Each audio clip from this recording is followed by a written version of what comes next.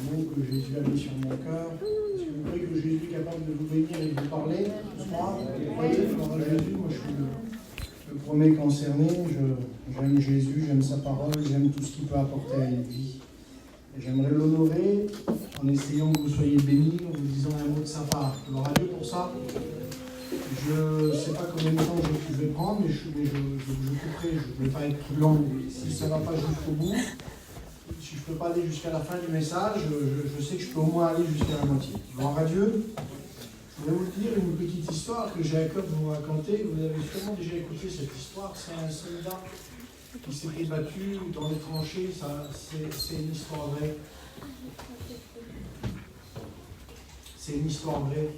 Et la petite histoire nous dit qu'il va prendre une balle en pleine poitrine. Il va être touché par une balle en pleine poitrine dans les tranchées, ce soldat. Et puis il y a tous ses camarades, je ne me souviens plus de son nom, il me semble que son nom c'est Johnny, un Américain. Il s'appelait comme ça. Et puis dans le milieu de cette tranchée-là, ses camarades à côté, ses copains, ils vont lui dire t'es touché, on ne peut plus rien faire pour toi, puis il est en train de partir. Et puis ses copains, ils vont lui dire écoute, on ne peut pas te laisser comme ça. Est-ce que tu connais le chemin du paradis, le chemin du ciel? Et puis l'histoire nous dit, il dit non, je suis en train de mourir et je ne connais pas le chemin du ciel. Et puis il dit tu connais toi? Et là dans la tranchée, celui qui est le plus proche de lui et qui est en train de lui parler, il dit non, je ne connais pas. Il dit attends, je vais demander aux autres derrière. Et puis un par un comme ça, pendant une vingtaine de mètres, une vingtaine de soldats, ils vont tous se demander un tel Johnny en train de mourir.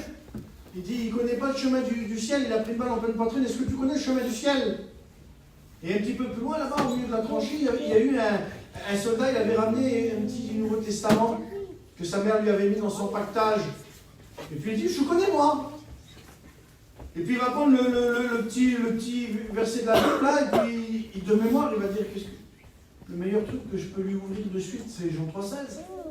Car Dieu a tant aimé le monde qu'il a donné son Fils afin que quiconque croit en lui ne périsse pas, mais qu'il ait la vie éternelle. Amen. Et puis il va mettre sa main devant, et puis un par un, comme ça, en remontant dans la tranchée tout doucement jusqu'à l'autre qui est en train de mourir, ils vont mettre leurs doigts devant, comme ça, tout boueux, tout sale, dans le combat. Et puis ils vont retourner jusqu'à lui, puis là, il va dire comme ça, il va dire, ça y est, il dit, on a trouvé le chemin du ciel. Il dit, je vais te le dire. Ils m'ont dit qu'il fallait te lire ça et ça. Et puis, il va lui dire Jean 3,16. Il va dire car Dieu a tant aimé le monde qu'il a donné son Fils afin que quiconque croit en lui ne périsse pas, mais qu'il ait la vie éternelle. Et l'histoire nous dit qu'il va lui faire lire 2 fois.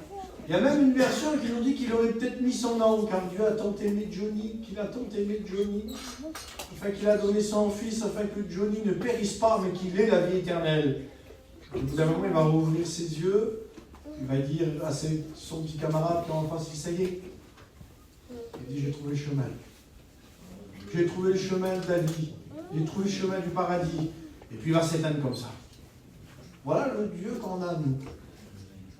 C'est un Dieu qui ne relève pas la rancune.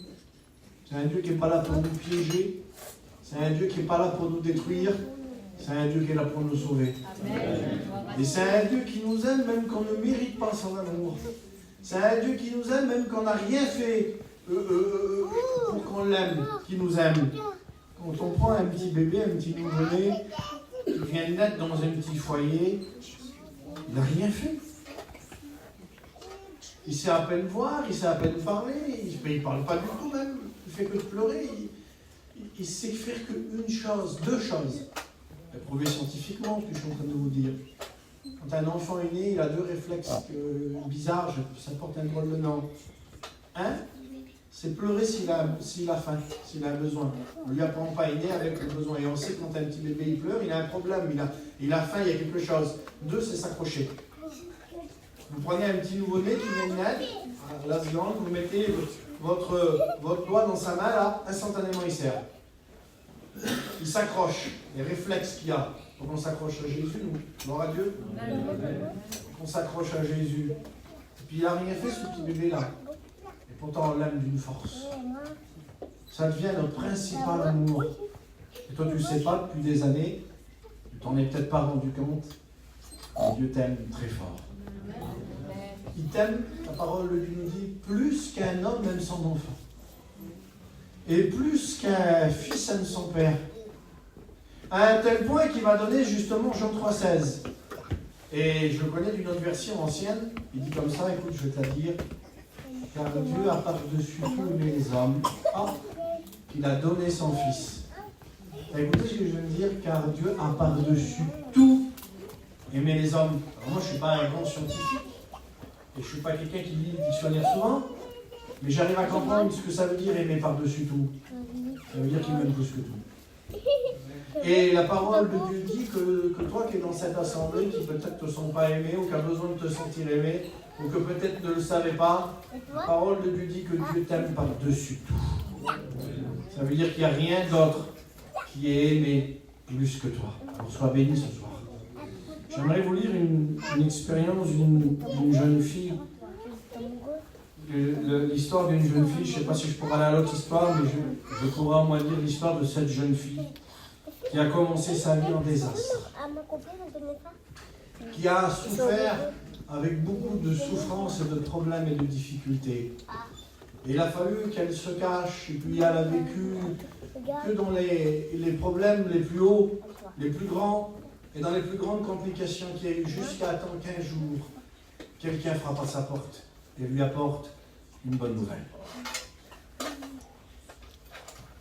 Cette jeune femme, elle s'appelle Hadassah, de son vrai nom. Elle est déportée, c'était une juive d'Israël.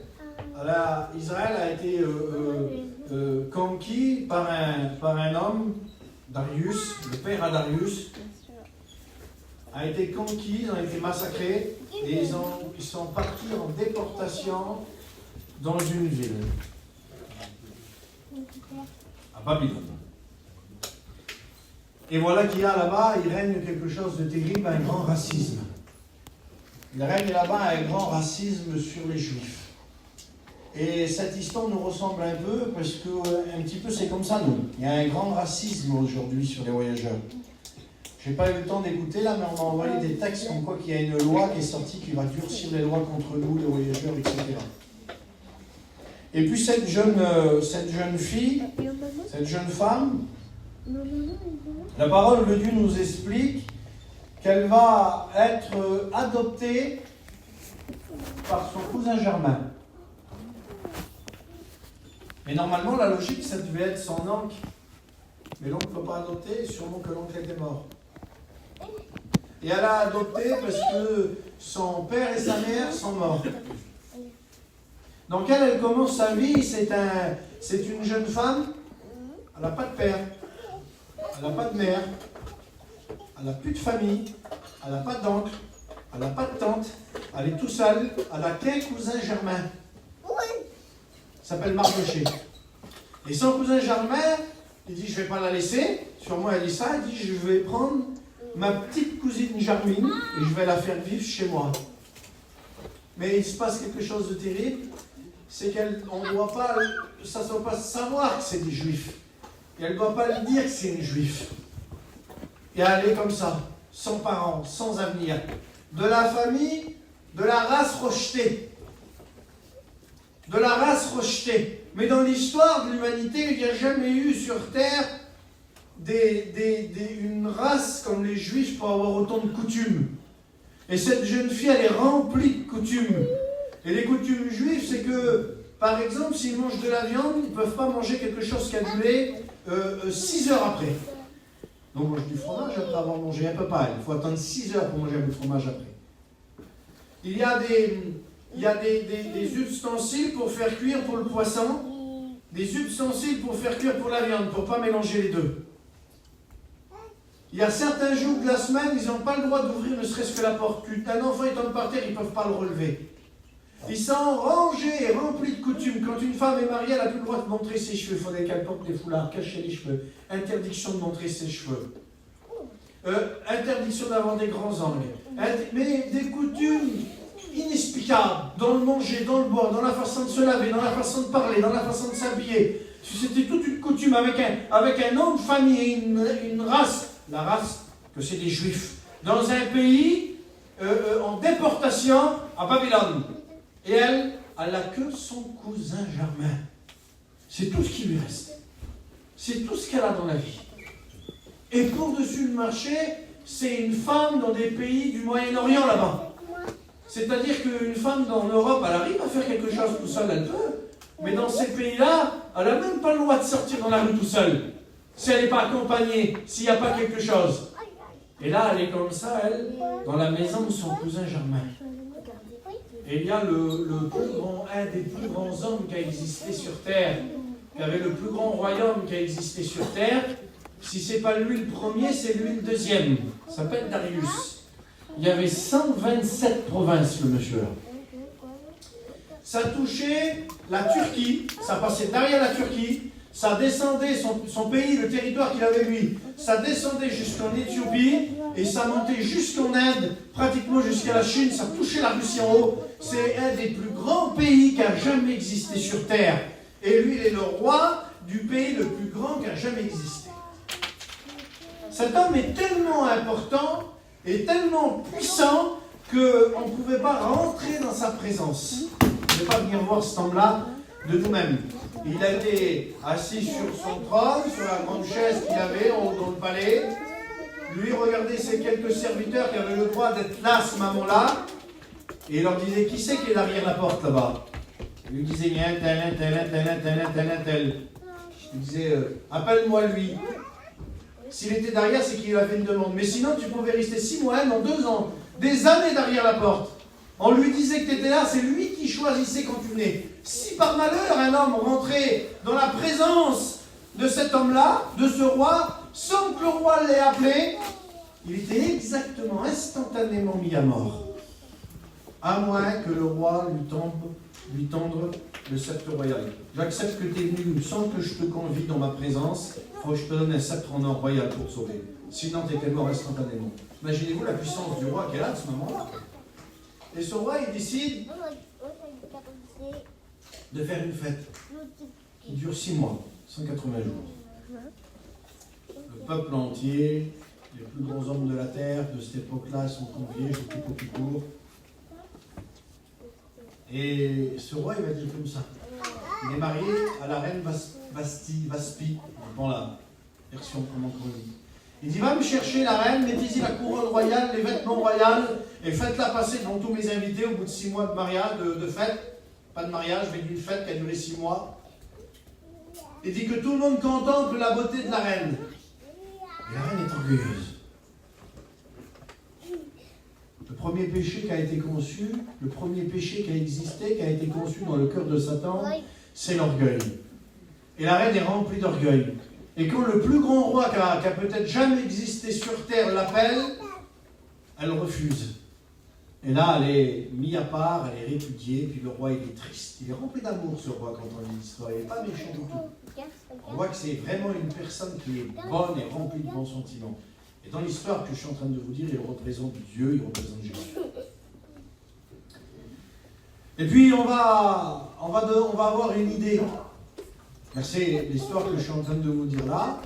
Il y a je crois que c'est en Irak, à l'heure actuelle, il y a une église bizarre là-bas, là, avec le mausolée de cette femme, Hadassa.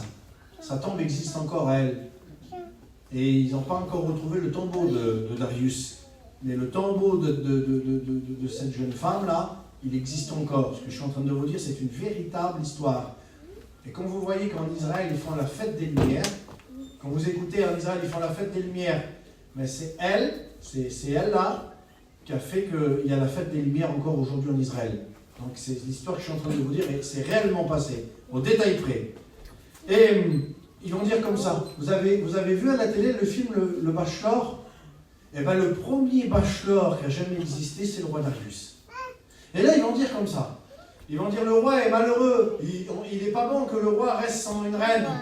Allez dans toutes les provinces, écrivez dans toutes les langues, dans tous les dialectes, dans tous les hommes, dans toutes les femmes, dans toutes les 127 provinces, partout où il y aura une personne qui parlera une langue bizarre, une personne de partout. Allez dire à toutes ces personnes qu'il faut trouver la plus belle des jeunes filles du pays et l'emmener à la capitale pour qu'elle soit présentée devant le roi, pour que le roi choisisse une épouse. Amen. Et puis elle est déjà dans la capitale. Imaginez-vous la quantité de personnes dans le plus grand pays du monde qui a jamais existé, le paquet de personnes qui ont dû se présenter devant le roi. Et cette petite jeune fille orpheline qui n'avait aucune chance dans la vie, élevée par son cousin Germain, il va lui dire comme ça. Il va dire, écoute Adassa, tu ne peux plus t'appeler Adassa à partir d'aujourd'hui. Il dit, je vais te présenter, dit, le roi cherche une princesse. Et la Bible nous dit qu'elle était belle de taille et belle de figure. Et il va saisir la chance pour elle. Il va dire, on n'a pas grand chance, nous on est des juifs en déportation dans un pays bizarre. On n'a pas le droit de vivre nos coutumes. Tu vas aller, tu vas te présenter, mais tu t'appelleras plus Adassa. Tu t'appelleras Esther. Tu ne boiras plus comme tu bois chez nous là. Tu ne mangeras plus comme on t'a appris à manger. Tu vivras plus comme on t'a appris à vivre. Tu parleras plus de la façon qu'on t'a appris à parler. Tu regarderas plus de la façon qu'on t'a appris à regarder. Il faut que tu sois comme dans le palais royal. Il faut que tu parles comme on parle dans le palais royal. Et il faut que tu manges comme on mange dans le palais royal. Et tu ne dois plus t'appeler Adassa, tu dois appeler Esther et je t'interdis. Lui a interdit dans la parole de Dieu. Je t'interdis de dire que tu es une juive. Cache-le. Et puis elle va aller là où il va avoir ces hommes qui vont sélectionner les femmes. Et puis un des hommes qui s'appelle Égé. On le nom Égé, il s'appelle. Égé, il la voit et il dit, elle est belle de taille, elle est belle de figure. Il dit, je la sélectionne.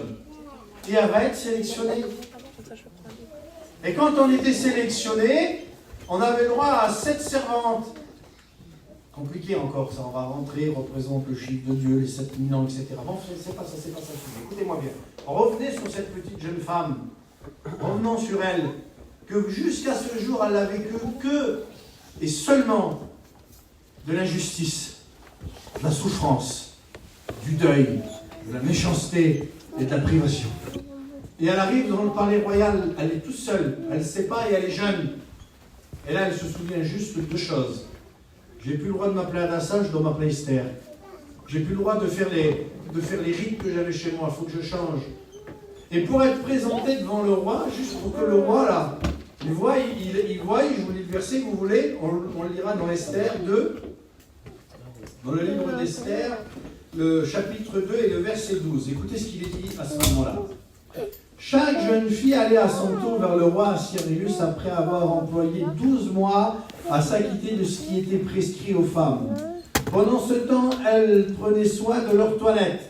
6 mois avec de la myrrhe, 6 mois avec des aromates et des parfums dans l'usage parmi les femmes. Avant qu'une de ces jeunes femmes, qui devait en avoir beaucoup, était présentée une journée pour passer une journée devant ce roi-là, il fallait 6 mois de massage avec de l'huile de myrrhe. Pas du myrrhe qu'on fait la vaisselle. De la myrrhe. Je vais vous expliquer qu'est-ce que c'est dans 2 minutes. Et après avoir eu 6 mois de massage sur la peau de myrrhe, il fallait avoir encore 6 mois de massage de parfum et des autres huiles de parfum pour qu'on soit présenté devant le roi une journée. Et entre le moment où Adassa, qui est devenue Esther, elle est sélectionnée dans le palais, et entre le moment qu'elle est présentée devant le roi, il se passe 4 ans. Elle rentre dans le palais, elle va voir le roi 4 ans plus tard.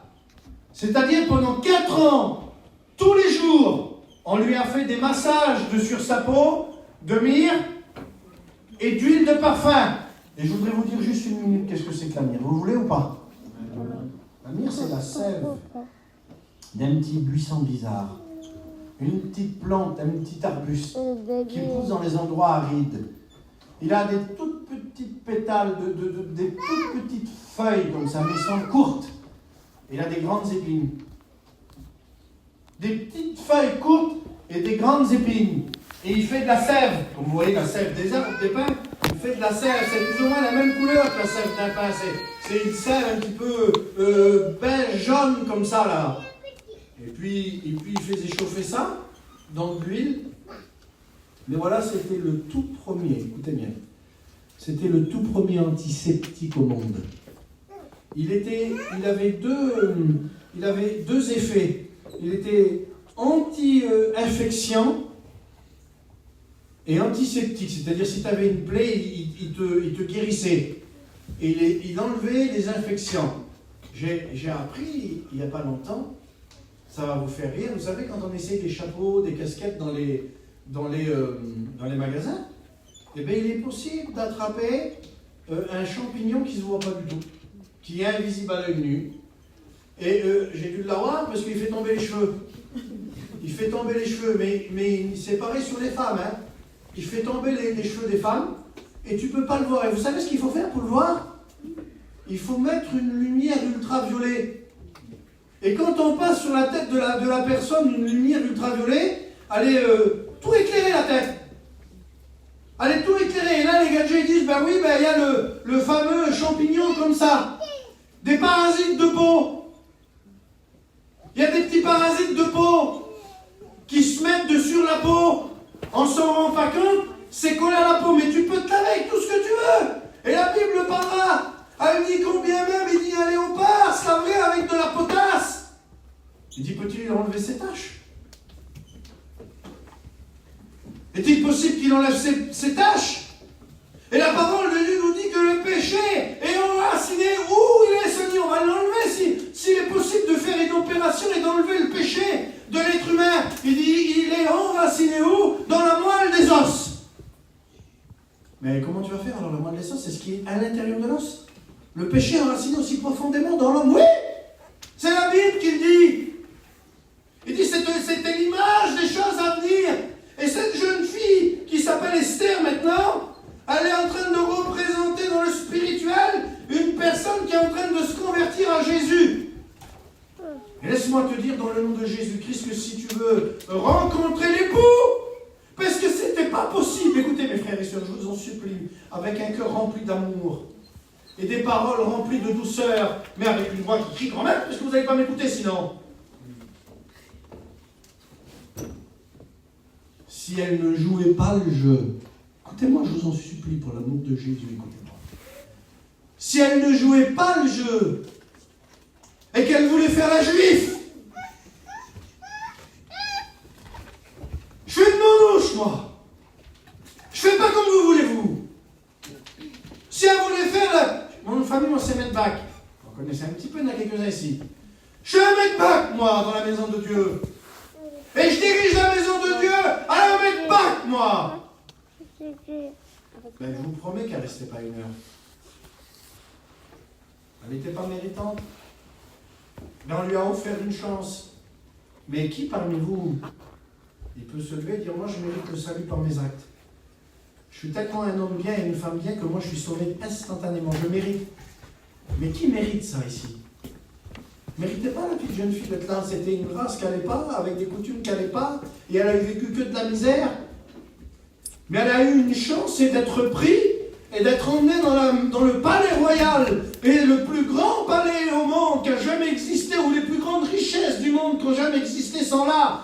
Et elle a la chance d'être là. Et pour qu'elle reste là-dedans, et qu'elle soit sélectionnée, il a fallu qu'elle arrête avec son nom de famille.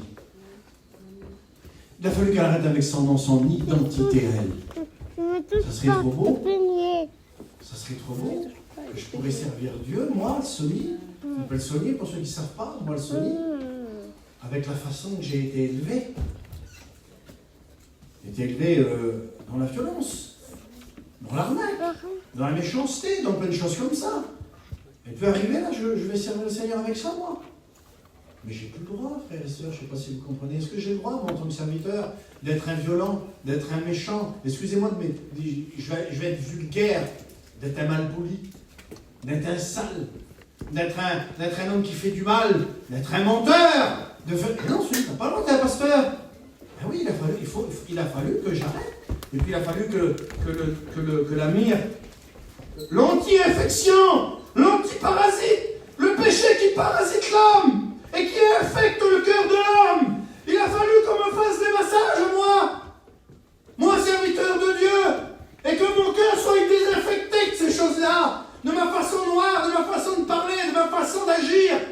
pour quel jour on me présente devant Dieu. Mais toi, c'est pareil. Tu n'as plus le droit de dire nous, chez nous, c'est comme ça que ça se passe. Moi, j'ai tel caractère et je ne me referai pas. Je te demande pardon, Seigneur, c'est pas avec de la méchanceté. Je te dis ça, c'est avec beaucoup d'amour. Si tu penses ça, tu ne seras pas présenté devant le roi. Et tu sais, dans la parole de Dieu, elle dit comme ça, elle dit or, Hébreux 12. Hébreux 12, c'est, oui. Or, écoutez bien, je connais le verset de tête. Hébreux 12. Or, sans la sanctification, sans l'anti-infection, sans la mire, sans l'anti-infection. Or, sans la sanctification. Or, sans l'anti-infection, personne ne verra le Seigneur. Je peux le voir passer de loin, de dos dans le couloir. Personne ne verra le Seigneur si tu n'es pas sanctifié. Tu ne le verras pas. Alors moi, je suis d'accord avec toi. Je voudrais que tu prospères à tout égard. Je voudrais que tu sois l'homme et la femme la plus riche. Moi, je ne suis pas jaloux des gens qui ont réussi. Je suis content pour eux. Il y en a qui ne veulent pas, par contre, que les gens réussissent. Mais moi, je veux que les gens réussissent. Moi j'aime mon peuple. Mon peuple, moi. Alors, si vous voulez me garder comme copain, moi, ne venez pas vers moi et me dire nous, les voyageurs, partout où on passe, on casse tout, c'est la même. Moi, j'aime mon peuple de tout mon cœur. Et je prêche pour mon peuple. Et je suis là avec mon peuple. Et je soutiens mon peuple. Et pour moi, on est le plus beau des peuples dans ma tête à moi. Alors, c'est peut-être pas vrai pour quelqu'un, mais ça l'est pour moi en tout cas. Moi, je veux que mon peuple il soit sauvé. J'ai ma famille là, j'ai une partie de toute ma famille qui est là. Je veux qu'ils vont au paradis. Et je suis obligé de vous dire la vérité. Si vous voulez être sauvé, ben, il faut que tu arrêtes avec ton nom de famille. Il faut que tu arrêtes avec ton caractère. Il faut que tu arrêtes avec ce qu'on t'a appris. Il faut plus que tu boives comme on t'a appris à boire. Il faut plus que tu manges comme on t'a appris à manger. Il faut plus que tu parles comme on t'a appris à parler. Il faut plus que tu agisses comme on t'a dit. Il faut que tu fasses façon palais royal. Alors je le traduis en français courant. Façon volonté de Dieu. Façon la Bible. Façon ce que Jésus veut.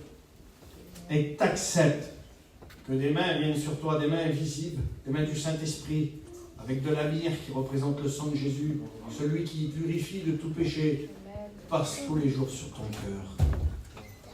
Passe tous les jours sur ton cœur. Passe tous les jours sur ta vie pour enlever ce que le péché a semé en toi. Pour enlever ce que le péché a été inculqué en toi. Quelle chance qu'elle a eue, cette petite jeune fille. Elle a tenu le coup. Elle n'a pas dit que c'était une juive. Elle a pu mettre son identité d'homme perdu, de femme perdue en avant. Elle a gardé la nouvelle identité qui lui avait été donnée quand on lui avait donné l'accès au palais royal qui correspond à la vie de Dieu. Elle a gardé ça. Et puis elle a tenu le coup 4 ans. Et au bout de 4 ans, on va la présenter devant le roi. Et instantanément que le roi va la voir. Il va dire, c'est celle-ci que je veux. C'est celle-ci que je veux. Elle est passée de la femme la plus pauvre du monde. Elle est passée de la femme qui n'avait pas de famille. Elle est passée de la femme la plus inutile de la terre. Elle est passée de la femme qui n'avait rien à la princesse des princesses. La reine des reines. Elle dominait. Elle avait vaincu, vous comprenez? Quelle consolation qu'elle a eue. Quelle gloire qui s'est faite d'une journée à l'autre. Et il y a encore d'autres choses derrière. À cause qu'elle a obéi. À cause qu'elle s'est laissée avoir les mois et les mois de massage. À cause qu'elle a accepté de changer son nom et son nom de famille. À cause qu'elle a accepté de se transformer en ce que Dieu voulait. En ce que dans le palais royal on voulait. Un man va venir, le diabolique. Un homme méchant. Un homme qui voulait faire du mal. Il représente Satan. Et à cause qu'elle a accepté de se plier, de se soumettre, elle a eu la victoire dans le palais royal. Elle était devenue la reine. Et puis un jour, Haman, il avait fait un décret. Tuer tous les juifs qui existent dans les 127 provinces. Et un édit était parti pour l'armée que tous les hommes, tel et tel jour, dans toutes les langues, dans toutes les nations, dans tous les dialectes, tous les hommes qui étaient prêts à détruire la nation juive qui existait dans tout le pays, dans les 127 provinces, qui touchait, je vous l'ai dit tout à l'heure, la Turquie, l'Éthiopie, l'Inde, ça montait, ça frôlait la Russie là-bas, ça touchait l'Afrique, le plus grand territoire qui a jamais existé peut-être. En plein milieu de cette ville, cette capitale, un papier part, détruisait tous les Juifs, tuez-les tous. Mais elle avait caché son identité. Et j'ai presque fini, et puis si je continue, c'est trop lent. Mais elle, à cause qu'elle a jeûné 3 jours, bon ça, à cause d'un jeûne, pas à cause de sa beauté, pas à cause de sa façon de chiner, pas à cause que c'était une zinda, mais parce qu'elle a voulu avoir la victoire, et parce qu'elle a voulu sauver. Elle s'est placée dans le jeûne pendant 3 jours. Et elle a demandé à Mardoché et son cousin Germain, jeûne de ton côté avec les hommes, 3 jours. Et j'affronterai le roi. Ce que le roi avait dit n'était plus possible d'être défait. Et si vous voulez lire, l'histoire n'est pas longue, c'est 10 petits chapitres, mais les derniers chapitres sont très courts. Elle a sauvé l'intégralité de son peuple. Elle a sauvé l'intégralité de son peuple. Et elle a pris la victoire sur ceux qui voulaient détruire son peuple. Et si aujourd'hui, il y a la Bible qui a continué avec d'autres prophètes, s'il y a eu une descendance pour arriver jusqu'à Jésus, et s'il y a eu les 12 apôtres, et s'il y a eu tout ce que vous connaissez de la parole de Dieu, parce que c'est une histoire qui est très vieille, qui est très ancienne, s'il y a eu toutes ces choses ont été faites parce qu'une jeune femme a joué le jeu. Elle a vécu la vraie vie chrétienne. Elle s'est convertie pour du vrai. Elle a prié 3 jours pour venir jusqu'à nous aujourd'hui. Alors je te le dis à toi qui es chrétien. Je te le dis à toi qui es rétrograde. Et je te le dis à toi qui n'es pas chrétien. Même si ça ne se fait pas de parler, Sonny, il y a des gens, c'est nos amis, ils ne sont pas chrétiens, puis ils vont dans l'assemblée, puis tu leur parles, toi, ça peut gêner les gens. Mais tant pis. Tant pis, si ça vous embête pas trop qu'un pasteur vous dit un mot derrière un estrade, du moment que ça bénit vos vies. Amen pour ça. Amen.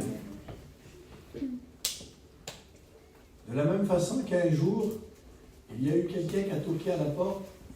Je toque. Mardoché ouvre la porte. Et on lui donne un papier. Et sur ce papier était marqué: le roi cherche une épouse. S'il y a une jeune fille, s'il y a une personne qui est digne de se présenter, de relever l'appel, emmenez-la à telle heure, à tel endroit. De la même façon, je viens, moi, envoyé par le roi des rois et le Seigneur des seigneurs qui est Jésus. Avec le Saint-Esprit, je viens et je toque à la porte de ton cœur ce soir. Si tu veux, Jésus va te prendre, il va te sélectionner. C'est déjà la sélection, c'est bon, la sélection est faite. Jésus veut rentrer dans ta vie, mais il va falloir que tu le laisses nettoyer tout. Mais c'est pas grave si le premier jour, ça ne va pas. Laisse, il y a au moins 6 mois de nettoyage. Et quand tu auras vécu les 6 mois avec la myrrhe qui représente le sang, il y aura les parfums qui représentent l'adoration et la prière. Il y aura des moments de difficulté. Une fois qu'elle a voulu péter un câble là-dedans, qu'elle disait: mais je ne peux plus manger, je ne peux plus boire comme avant, et puis je suis tout seul dans le palais, qu'il n'y a personne pour moi, je ne connais personne, mais qu'est-ce que je fais ici? Et comme une fois le diable est venu pour nous mettre les nerfs, pour nous tenter, on me dit: mais qu'est-ce qu'on fait? Et puis moi, le serviteur de Dieu, combien de fois le diable est venu me tenter pour que je pause et que j'arrête? Et si j'appelle l'aide, combien de fois? Peut-être, je ne dis pas, je n'ai pas besoin de parler, mais je m'en doute. Le diable viendra. Mais il faut que tu joues le jeu. Et que tu restes dans le palais de Dieu. Que tu restes dans l'église, que tu restes dans la présence de Dieu. Et puis un jour, ça va venir. Tu seras présenté devant lui. Un signal donné, on en a parlé hier avec mes cousins, un signal donné au son de la trompette de Dieu, à la voix d'un archange. Premièrement, les morts en Christ vont ressusciter, et ensuite, nous les vivants, nous les rejoindrons sur les nuées. À la rencontre de l'époux. Si je prends juste 1 minute, vous me l'accordez? Imaginez-vous que j'ai prêché que la moitié du message. long tout le reste là? 1h30 enfin. Un homme, il va là-bas, il est envoyé.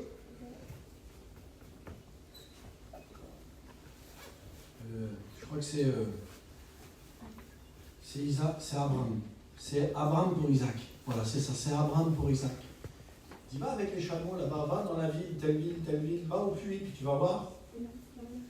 Puis lui, il prie, puis il dit comme ça, le serviteur que moi, il dit, s'il y aurait une femme qui nous donnera à boire, on sait bien. Je buvrai l'eau. C'est cette femme-là, Seigneur, que tu veux que je ramène pour mon serviteur Isaac. Et puis, quand il arrive là-bas, il y a une femme. C'est Rebecca, hein? C'est ça de mémoire. Je ne me souviens plus vraiment de son nom, excusez-moi. Et puis, je ne sais plus si c'est Rachel ou Rebecca, je ne me souviens plus. Ça se passe comme il a dit, cet homme. Puis elle arrive, elle est montée sur les chameaux, et puis lui, il est au milieu des champs. Il est là, il est au milieu des champs. Et puis il se tourne de loin comme ça, la parole, lui, c'est un petit peu la pénombre, le jour est en train de se coucher, il doit avoir le coucher de soleil romantique un peu, vous voyez l'histoire, le coucher de soleil comme ça qui éclaire de loin derrière. Et elle ne sait pas qui c'est, puis elle met son voile, ses habits. Et le voile dans la parole de Dieu nous représente l'œuvre juste des saints. L'œuvre de Dieu accomplie, la consécration. Elle montre ça, premièrement, regarde, le vêtement blanc, l'œuvre juste des saints. Vous le lirez dans l'Apocalypse 17, ça. Je vous lis le verset comme ça, on ne dira pas que je ne l'ai pas lu. Il dit comme ça. Il dit, réjouissons-nous et donnons-lui gloire, car les noces de l'agneau sont venues, et son épouse s'est préparée. Et lui a été donné de se revêtir d'un fin lin pur éclatant. Et ce fin lin pur éclatant sont les œuvres justes des saints. Voilà, je vous ai lu le verset de tête. Et puis elle arrive, elle le voit arriver de loin, elle a marché avec la caravane, là, pendant des kilomètres et quelques jours. Et puis elle a traversé, et puis elle le reconnaît, et puis elle se bat de son voile. Et lui, il ne sait pas que c'est elle, c'est rien. Mais de loin, il la reconnaît, et puis il va à sa rencontre. Et nous enseignons aux écoles bibliques, tu es en train de nous dire, c'est l'image même. C'est l'image même de la fiancée qui rencontre l'époux. De la fiancée qui est élevée sur les nuées, qui va à la rencontre de l'époux. C'est cette image-là. 2 versets dans la Bible. Avec quoi me présenterai-je devant l'Éternel? Il dit ça lui. Point d'interrogation, il ne parle plus. Un autre verset plus loin, plein de livres, des autres hommes plus loin. Il dit avec quoi nous présenterons-nous devant l'Éternel? Nous présenterons-nous les mains vides? Point d'interrogation. Il répond pas. Frères, sœurs, je vous demande pardon avec ces personnes maintenant. Et laissez-moi terminer avec ces paroles-là. Avec quoi te présenteras-tu devant Dieu, s'il est possible que tu te présentes? Avec des rouleaux de peinture? Et des chiffons? Des marmites? Une télévision? Un canapé? Un camping? Un beau camion? Des belles affaires? Avec quoi te présenteras-tu, frère, sœur, devant l'Éternel? Lui dit, nous ne présenterons pas devant l'Éternel les mains. Avec quoi te présenteras-tu? Il y a un bon conseil que je peux te donner. Présente-toi avec la myrrhe qui représente le sang de Jésus. Ça, c'est le passeport du ciel. Quand un homme est perdu et que le sang de Jésus tombe sur lui, il est purifié de tout péché. Et cet homme, quand il viendra à partir dans le ciel et qu'il a été touché par le sang de Jésus, alors le péché, cette infection-là, elle n'est plus sur lui. Il est complètement purifié. Et il rentre dans le paradis, dans le palais royal pour l'éternité. Pour l'éternité. C'est ton tour. Frère, sœur, ami, cousin, tante. Moi, tout le monde, tout ce qui est plus vieux que moi, c'est mon oncle et ma tante à moi. On ne sait pas quand est-ce qu'elle va sonner la trompette. Je ne sais pas quel temps tu as, combien de temps tu les as pour les avoir, les massages de myrrhe. Mais ça serait bien que tu t'y mettes ce soir. On ferme nos yeux. Dis ça à Jésus. Je vais t'aider à introduire une prière si je me le permets. dis juste ça. Laisse-moi juste te donner le début de la prière. Fais ce que tu veux après, mais dis juste ça. Seigneur, un jour, je vais me présenter devant toi.